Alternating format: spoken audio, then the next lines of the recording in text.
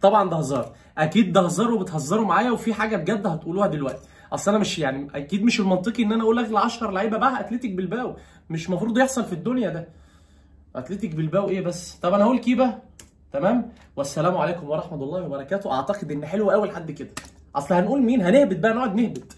هو المفروض اتلتيك بالباو اللي هو الفرقه في اقليم الباسك ما بتلعبش لعيبه في الفرقه غير مواليد اقليم الباسك، متمسكين قوي ويعني ماشي. طب انا هجرب بقى اندر هيريرا. طيب خوان برنات.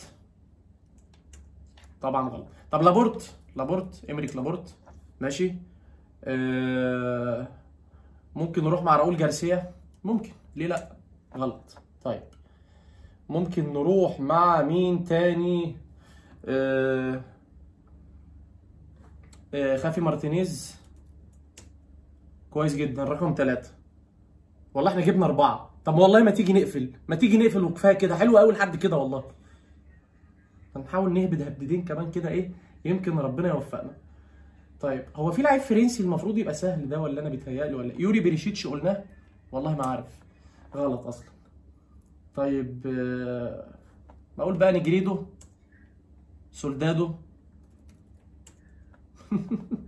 اي اسم اسباني هيجي في بالي. يورينتي، ممكن يورينتي اللي هو فرناندو مش ماركوس. فرناندو يورينتي غلط برضه. دي حاجة حلوة خالص، حاجة في منتهى الجمال. هو كلهم اسبان وفي فرنسي بس يعني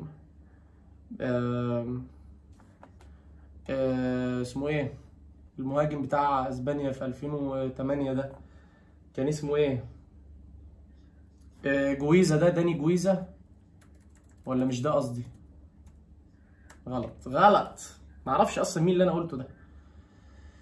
يا الله، كابديفيا. طيب كابديفيا فيا ريال اصلا تقريبا يعني.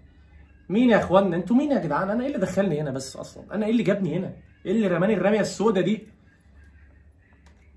ممكن نقول مين تاني؟ معرفش مين الفرنسي ده، معرفش. لونورمون، روبن لونورمون. لا بس خلاص معلش اعذروني، مش هقدر اهبط اكتر من كده.